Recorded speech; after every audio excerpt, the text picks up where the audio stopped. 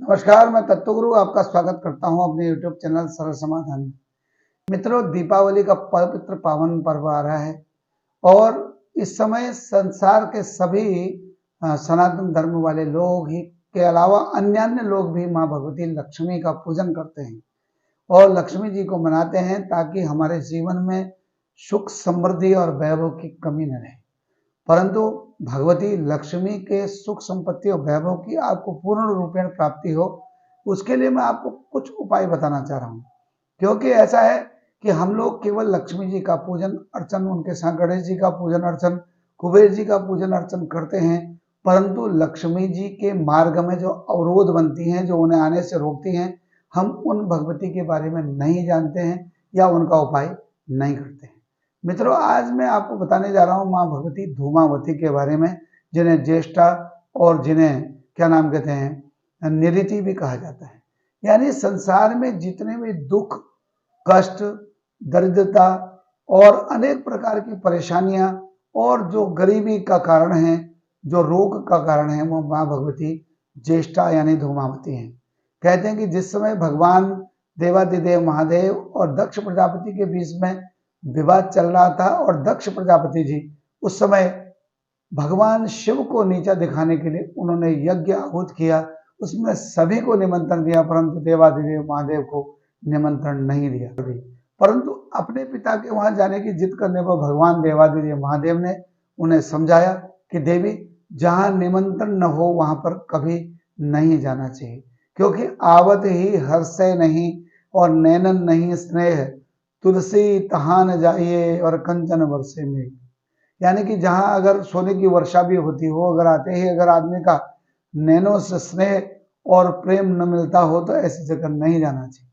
परंतु माँ भगवती अपने मायके के प्रति ज्यादा आसक्त होने के कारण कहने लगी कि आप मेरे पिता को ऐसे ही आप जो है अपमानित करते रहते हो। अरे, अपने घर पे हो सकता है कि कोई कारण से उन्होंने निमंत्रण न दिया हो, परंतु आप चलिए मेरे साथ। भगवान देवादिदेव महादेव ने कहा आप चली जाओ, क्योंकि मैं नहीं आऊंगा। तो उन्होंने कहा नहीं नहीं, आप चलोगे, और जबरदस्ती भगवान शिव को पकड़ करके ले जाने लगे। बोला कैसे नहीं आओगे, आप चलो। देवादिदेव महादेव भी थोड़ा सा उसमें आ गए, क्रुद्ध हो गए, बोले अब ऐसा है, न तो मैं जाऊंगा और न आप जाओगे। जब ऐसा कहा गया तो उस समय भगवती ने जबरदस्ती कर दी। बोला मुझे कौन रोकेगा। तो देवादिदेव महादेव आगे खड़े हो गए, बोले मैं रोकूंगा। तो भगवती को बहुत क्रोध आया, उन्होंने भयंकर रूप बनाया और भगवान शिव को पकड़ करके निगल गई। और जैसे भगवान शिव को निगल गई तो उनके दाढ़ बाहर को आ गए और पूरे चारों तरफ धुआं सा छा गया, धुंध छा गई और उनके वस्त्र धूल धूसरित हो गए। और उनके क्योंकि पति को खा जाने के कारण, सुहाग को खा जाने के कारण उनके सारे जो मांगलिक आभूषण थे सब गिर गए और उनका रूप जो है क्या हो गया, धूमावती, यानी कि उनका रूप कैसा हो गया, विधवा का रूप हो गया। तो उस समय जब उनके उस रूप, उग्र रूप को सायंकाल जिसमें ठीक 2 संध्या एक थी, उस समय देख करके सभी देवता लोग डर गए। तीनों लोकों में हाहाकार मचने लगा और जो है अग्निमुख श्यार बोलने लगे, अनेक प्रकार के जो है कुलक्षण होने लगे संसार में। तो ऐसे समय पे देवताओं ने उस समय उस भगवती का स्तवन किया और धूमावती उनका नाम दिया और उनका ज्येष्ठा मैया, नेरति मैया उनका नाम दिया। और तब देवताओं की स्तुति से शांत होकर तब भगवती जो है शांत हुई। तब वो सोचने लगी मैंने क्या किया, परंतु फिर भी भगवान देवादिदेव महादेव तो उनके मुख से अपने दिव्य ज्योति के रूप में बाहर निकल गए और उन्होंने संकल्प कर दिया कि आज के बाद मैं आपसे कोई संबंध नहीं लूंगा, रखूंगा, और आपका और मेरा संबंध समाप्त हुआ, जाइए मैं आपको त्यागता हूं, ऐसा कह दिया।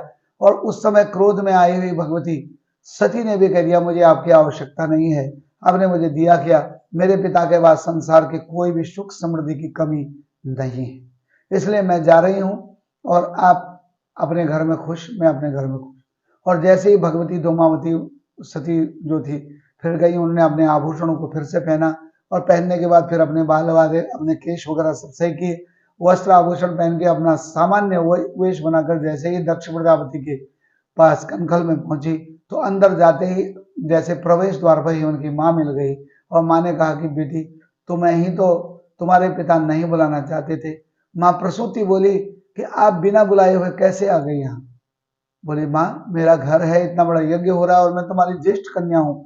बोला तुम्हें न बुलाने के लिए तुमने अपने मन से अपने पिता के शत्रु भगवान शिव से विवाह किया है, इसलिए नाराज होकर के तो इतना बड़ा यज्ञ किया गया और देखिए तुम बिना निमंत्रण के आ गई। अंदर जाओगी तो तुम्हारे पिता को क्रोध होगा, वो तुम्हारा अपमान करेंगे, इसलिए ऐसा है कि आप बिना विलंब किए हुए यहाँ से चली जाओ।